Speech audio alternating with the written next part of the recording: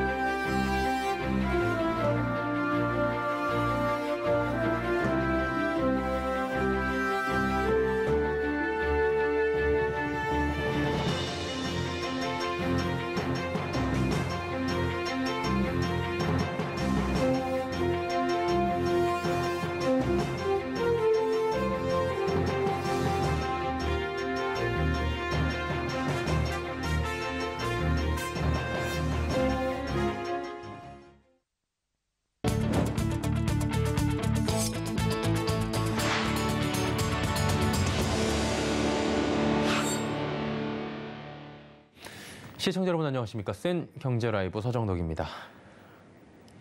제11호 태풍 흰남노가 역대급 세기로 국내에 상륙할 것으로 예상되며 산업계도 일제히 대비 태세를 강화하고 나섰습니다. 특히 올해부터는 중대재해법 시행으로 태풍 등 자연재해로 발생한 안전사고로 근로자가 다치거나 또 사망할 경우에도 사업주가 책임을 피하긴 어려워 산업계는 피해 예방에 더욱 만전을 기하는 분위기입니다. 태풍의 직접 영향권인 남해와 동해 인근에 공장이 있는 기업들도 태풍 피해 예방에 만전을 기하고 있습니다.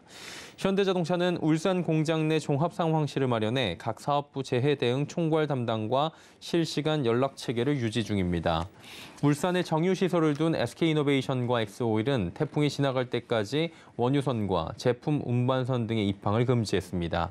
GS칼텍스도 여수 등 남부지방에서 하역과 급유 작업을 마치고 돌아오는 유조선, 급유선이 안전한 장소로 피항하도록 조처했습니다.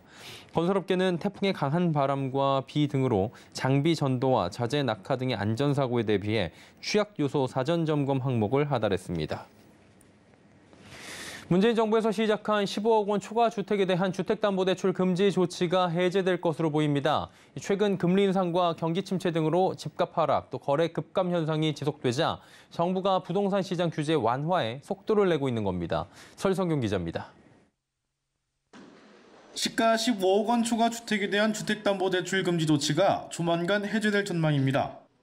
관계부처에 따르면 정부는 추석 연휴가 끝나는 대로 부동산 관계장관 회의를 열고 이 같은 내용의 부동산 시장 정상화 방안을 내놓을 것으로 알려졌습니다. 15억 원 초과 주택에 대한 대출 금지는 지난 2019년 12.16 부동산 대책에서 처음 도입됐습니다. 당시 집값 고공행진과 투기성 주택 사들이기가 활기를 쳐 정부가 고가 주택에서부터 강도 높은 규제에 나선 겁니다. 하지만 지나친 수요 억제 정책이라는 지적과 함께 중저가 주택으로의 풍선 효과를 유발해 결과적으로 또다시 집값 상승을 부추기는 정책이라는 비판을 받았습니다. 현재 15억 원 초과 대출 규제에 대해선 헌법재판소 위헌 확인 소송이 제기된 상태입니다. 그동안 윤석열 정부는 출범 이후 대출 규제 완화에 대해선 신중론을 펼쳐왔습니다. 대출 한도 확대가 자칫 부동산 시장을 다시 자극할 수 있고 가계부채 증가로 이어질 수 있기 때문입니다. 하지만 최근 부동산 시장 심리가 빠르게 얼어붙고 있어 정부 내에서 반시장적인 규제를 풀어야 한다는 목소리가 커지고 있는 것으로 알려졌습니다. 집값이 치솟던 작년과는 상황이 완전히 뒤집힐 만큼 정책도 부동산 시장 경착륙에 대비해야 한다는 겁니다. 서울경제TV 설소경입니다. 지난해 7월부터는 건물을 지을 때 주변 건물과 거리가 가까우면 방화창을 의무적으로 사용해야 합니다. 통상 빌라에만 해당하는 규제인데요. 화재 예방 효과는 없는 데다 방화창 값이 비싸 업계에선 어려움이 많다고 합니다. 이지영 기자입니다. 건물에서 불이 났을 때 가까이에 있는 건물에 불이 번지는 것을 예방하기 위해 작년 7월 5일부터 방화창 의무 사용이 시행됐습니다. 이렇게 건물과 건물 사이의 거리인 인접대지 거리가 1.5m 이내로 지어질 경우나 건물의 용도를 변경할 때 방화창을 의무적으로 사용해야 합니다. 이 규제는 동마다 멀리 떨어져 있는 아파트보다는 대부분 이렇게 다닥다닥 붙어 있는 빌라에 해당됩니다. 화재가 옆 건물로 번져 더 큰 불이 되는 것을 막기 위한 차원입니다. 그런데 애초에 화재 발생을 예방하는 목적이 없다 보니 민간 경제활동만 위축시키는 과도한 규제라는 지적이 나옵니다. 특히 다세대 주택 등 소형 건축물만 영향을 받아 영세 건설 건축사에만 무거운 비용 부담이 전가되고 있다는 목소리가 나옵니다.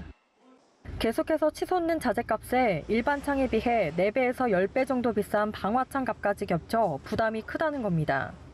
이제는 사업비를 걱정을 해야 되고 이 사업을 진짜 이제 진행을 해야 되나 하는 그런 상황까지도 고민을 해야 되는. 뿐만 아니라 빌라를 지을 때 중요한 부분 중 하나가 결로가 생기지 않도록 하는 건데 방화창은 이 성능에선 떨어져 업계에선 불을 내지 않겠다고 물이 흐르는 창을 써야 하냐는 목소리도 나옵니다. 여러 가지 결로의 문제에 있어서는 시스템 창이나 다른 그 생활의 여러 이제 유리한 창들의 성능을 못 따라옵니다. 그러면 당연히 생활의 어떤 습기나 결로나 여러 가지 것들이 생길 수 있고요. 업계에선 비용, 결로 문제를 둘째 치더라도 일단 방화창을 구하기가 어렵다고 하소연합니다. 방화창은 기존의 창보다 고가이라는 거죠. 그렇기 때문에 방화창을 적용하려면 망설이는 경우가 있는데 이것을 널리 보급하기 위해서는 세제 혜택 또는 여러 가지 건축에 대한 인센티브를 주는 것이. 방화창을 제조하는 업체가 극소수인 만큼 방화창 시장이 활성화돼 조달이라도 원활해진 뒤 시행하거나 세제 인센티브를 제공하는 등 보완책이 필요하다는 겁니다.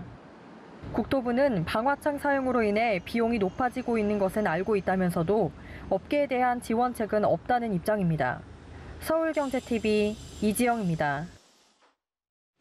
역대급 태풍 흰남노가 북상하고 있는 와중에도 전통시장은 장을 보기 위한 사람들로 북적이는 분위기입니다. 연휴를 앞두고 중소벤처기업부와 중소기업중앙회는 오늘 광장시장을 방문해 전통시장 장보기를 격려하는 시간을 가졌다고 하는데요.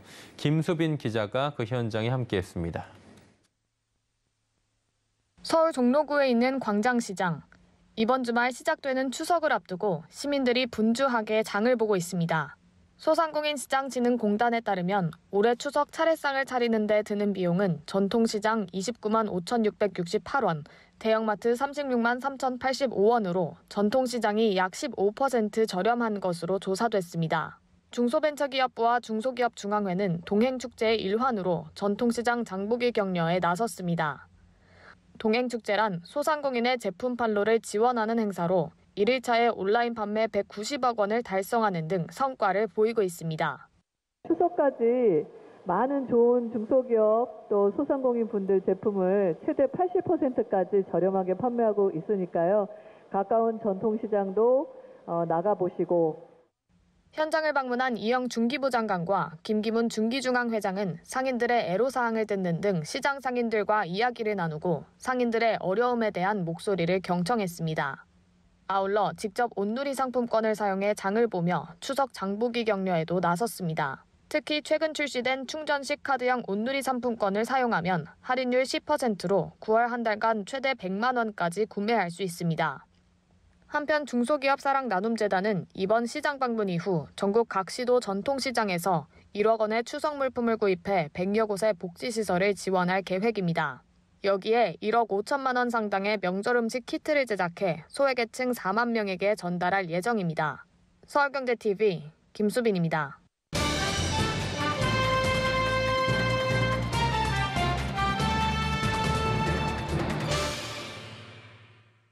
최근 미국 연방준비제도 주요 인사들의 금리 인상 장기화 발언, 이른바 긴축 강화 발언들이 이어지고 있죠. 그러다 보니까 전 세계적으로 증시가 휘청거리고 있습니다. 하지만 이런 시장 분위기 속에서도 주요 테마, 중요 테마로 떠오르고 있는 업종이 있는데요. 2차 전지 그 안에서도 폐배터리 업종으로 꼽힐 수 있을 겁니다. 오늘은 증권부 윤혜림 기자와 함께 폐배터리 재활용 사업을 진행하는 기업과 주가 추이 등을 한번 살펴보도록 하죠. 어서 오세요. 네, 안녕하세요. 예. 일단은 긴축 불안감이 지금 커졌고요. 오늘도 우리 시장은 또 하락을 했습니다. 2,400선도 위협을 받고 있는 상황인데 폐배터리 관련주들은 지금 급등하고 있는 거죠. 이유가 있을 겁니다. 뭡니까?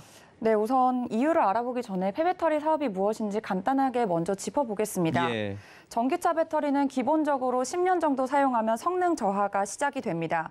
신제품과 비교해 약 70에서 90%로 떨어져 차량용으로는 사용할 수 없지만 에너지 저장 장치인 ESS 등의 설치에 재사용이 가능합니다. 최근 미국에서 인플레이션 감축법이 통과됐다는 소식 많이 들으셨을 겁니다. 이에 원재료 수급이 어려워졌는데요. 해당 법안은 전기차 보조금을 지급하는 대신 미국 그리고 미국과 자유무역 협정을 맺은 국가에게 원재료를 조달할 것을 내걸고 있습니다. 그런데 전기차의 폐배터리를 활용해 코발트나 니켈 그리고 망간 등 주요 원자재를 수거할 수 있다는 점이 폐배터리 리사이클을 주목받게 했습니다. 또한 작년 12월 유럽연합이 배터리 주재료의 일정 부분을 재활용 원료로 사용해야 한다는 내용을 포함한 전기차 배터리 규제안이 나온 것도 영향을 미쳤습니다. 한마디로 시기적으로 봤을 때도 지금 폐배터리 관련주가 주목받기 좋은 시기다 이렇게 해석이 될 것 같은데요. 네. 최근 상장한 기업들의 주가는 이보다도 더 아웃퍼폼이 좋은 것 같습니다. 주가 추이 한번 살펴주시죠. 네, 폐배터리 관련주 많이 올랐습니다. 예. 우선 최근 상장한 두 기업부터 살펴보면요. 2차 전지 배터리로부터 각종 금속 물질을 추출해 제조기업에게 다시 공급하는 리사이클링 전문기업 성일하이텍, 지난 7월 28일 상장했습니다. 상장일 종가 기준 8월 31일까지 주가는 45.58% 상승했고요. 공모가 5만 원 대비는 156.8%가 올랐습니다. 다음으로 세비캠은 2차 전지 생산 공정에서 나오는 불량 양극화 물질을 수거해 니켈, 망간, 리튬 혼합액 형태로 만든 뒤 판매하는 기업인데요. 8월 4일 상장한 세비캠은 8월 31일 종가 기준으로 138.6%가 올랐으며 공모가 3만 5천 원 기준은 무려 394.3%가 급등했습니다. 이외에도 현대차그룹과 폐배터리 ESS 사업을 진행하는 파워로직스는 같은 기간 12.74%, 마찬가지로 폐배터리 ESS 사업을 추진하고 있는 영화테크 6.42%, 폐배터리 검사 및 해제 장비 제작 업체 하나기술은 26.33% 올랐습니다. 또한 최근 에코프로의 자회사인 에코프로 CNG는 폐배터리에서 주요 유기금속을 회수해 배터리 소재로 활용하는 사업을 진행하고 있으며 IS 동서의 손자 회사인 인선모터스에서도 전기자동차 폐배터리 회수 관리 체계를 구축하는 등 최근 폐배터리 리사이클 사업에 뛰어드는 모습이 많이 보이고 있습니다. 예. 그리고 360% 이런 390%요. 이런 장에서는 정말 보기 힘든 그 급등하는 수치인데요. 앞으로 이제 사업 전망도 이들 기업의 중요 포인트 중 하나가 될 텐데 업계에서는 지금 이들 기업에 대해서 어떻게 보고 있습니까? 일단 전반적으로 기업뿐만 아니라 시장 자체에 대한 전망도 긍정적으로 보고 있습니다. 예. 전기차 보급이 빠르게 확산되면서 사용 후 배터리 숫자는 내년 5,900여 개, 2026년에 4만 2천여 개, 2030년 10만 7천여 개로 늘어날 것으로 예상이 되고 있고요. SNE 리서치와 삼성 KPMG에 따르면 글로벌 전기차 폐배터리 재활용 시장 규모 자체도 좋게 보고 있습니다. 2025년 7억 9,400만 달러에서 2040년 573억 9,500만 달러로 연평균 성장률이 무려 33%에 달할 것으로 전망을 하고 있습니다. 추가적인 전문가 의견도 함께 들어보겠습니다. 에너지 안보의 시대에 이런 특히 이제 미국 쪽이나 우리나라 같은 뭐 이런 쪽이 그 배터리 쪽에 들어가는 원자재를 딱히 뭐 생산하는 국가가 아니거든요. 네, 이제 그런 공급망에서 리스크에 노출이 돼버리는 거죠. 원자재 쪽에 직접 뭐 투자를 할 수 있는 게 제한적이라면은 이제 폐배터리 같은 분야가 좀 주목받지 않을까 좀 그런 생각입니다. 다만 미래 가치에 비해서 주가가 좀 빠르게 뛴 것이 아니냐는 지적도 있는 만큼 주의도 필요해 보입니다. 투자 심리가 위축된 상황에서도 지금 급등 흐름을 보여주고 있는 폐배터리 리사이클 업종에 대해서 짚어봤습니다. 증권부의 윤혜림 기자였습니다. 고맙습니다. 감사합니다.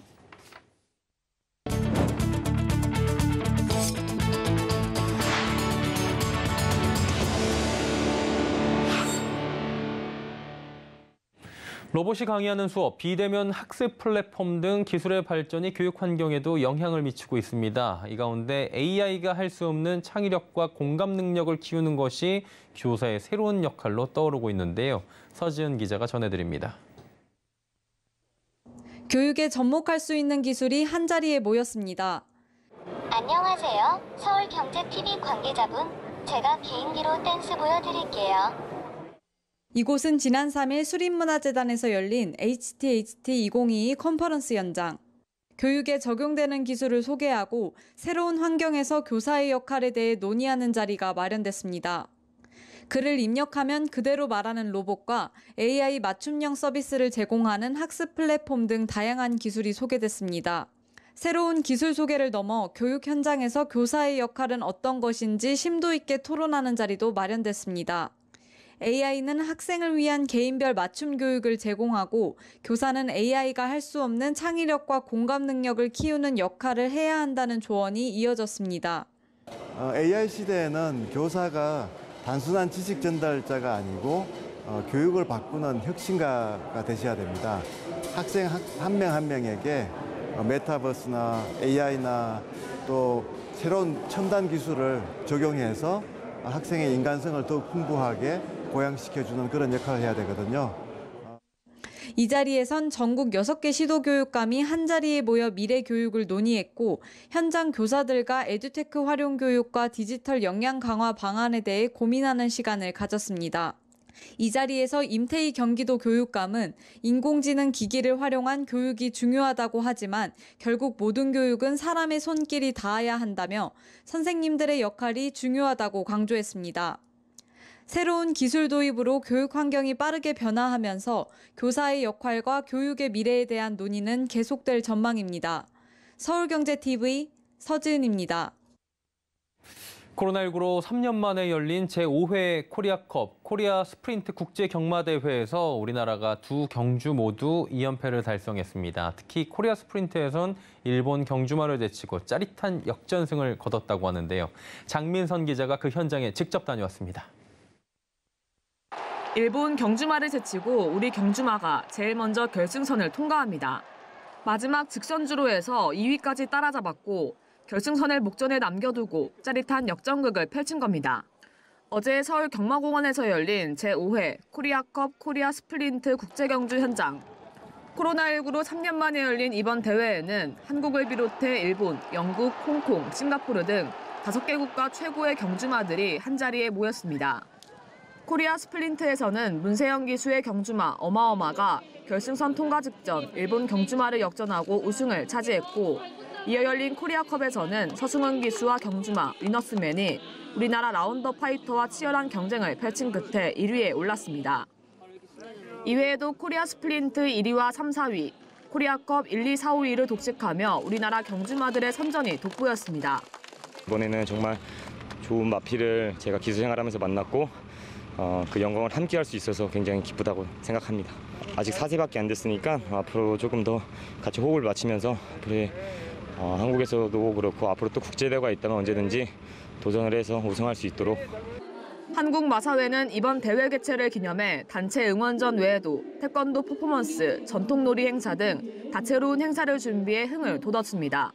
특히 이날 서울 경마공원에는 약 2만 8천여 명의 관람객이 모여 발디딜 틈 없이 붐볐던 상황이지만 대회가 끝난 후 주변 쓰레기 정리와 분리수거 등 질서 있는 행동으로 방문객들의 관람 의식도 한층 성숙해진 모습이었습니다.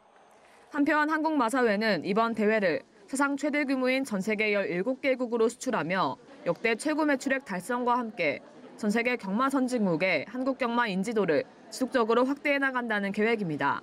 서울경제TV 장민선입니다.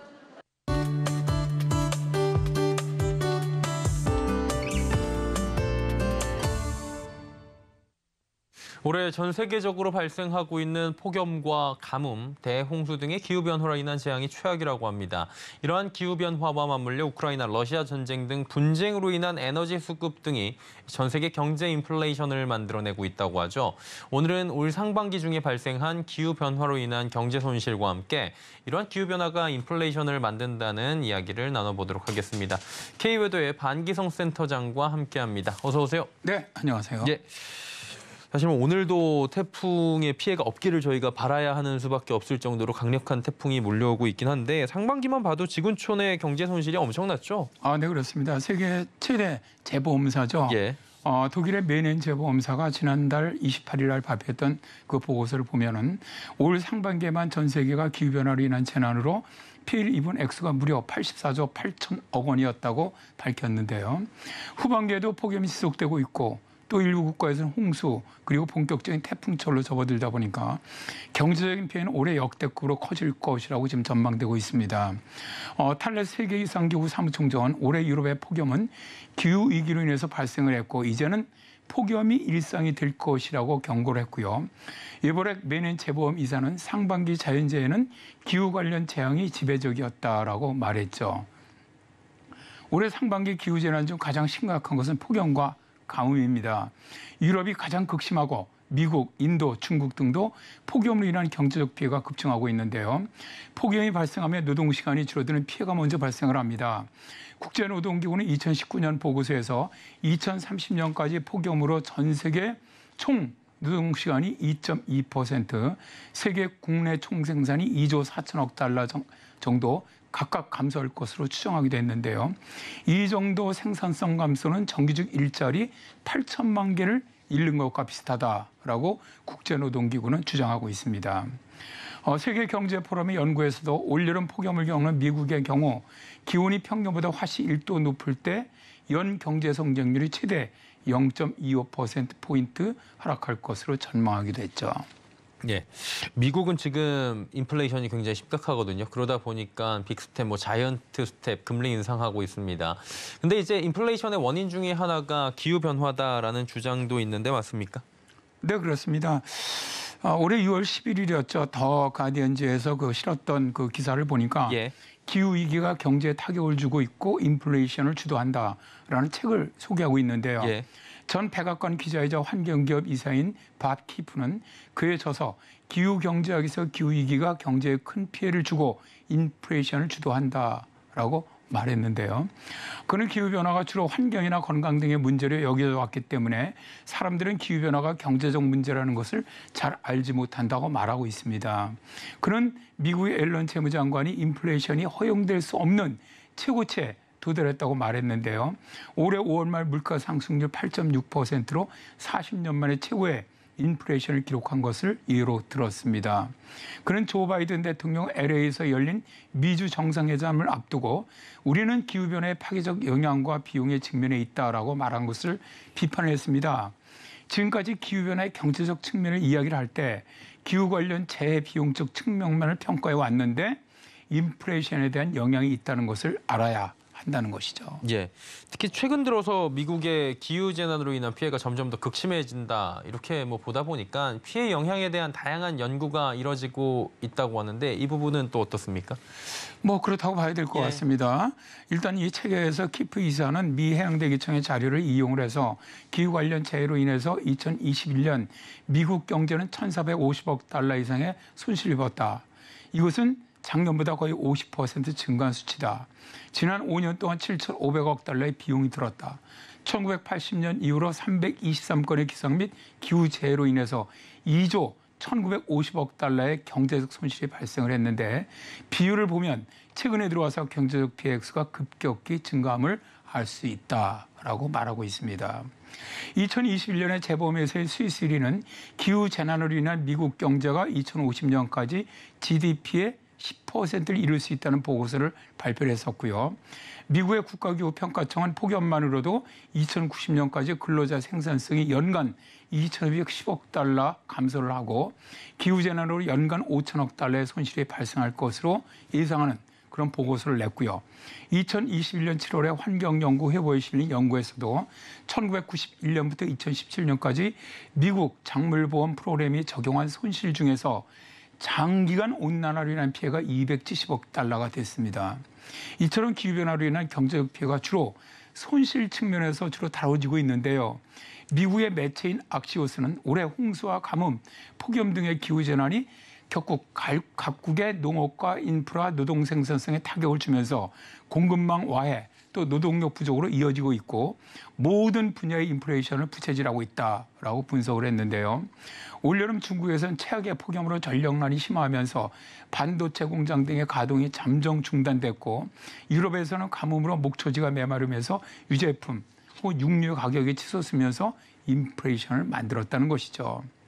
키프 이사는 기후변화에 따른 경제적 비용은 기상재해라든가 원자재 비용 모두이며 이런 경제적 비용이 우리 경제에 막대한 피해를 입히고 있고 또 인플레이션의 원인이라는 것을 아는 것이 매우 중요하다라고 말하고 있습니다. 예, 오늘은 기후변화로 인한 경제적 손실에 대해서 짚어봤습니다. K웨더의 반기성 센터장과 함께했습니다. 고맙습니다. 네, 감사합니다.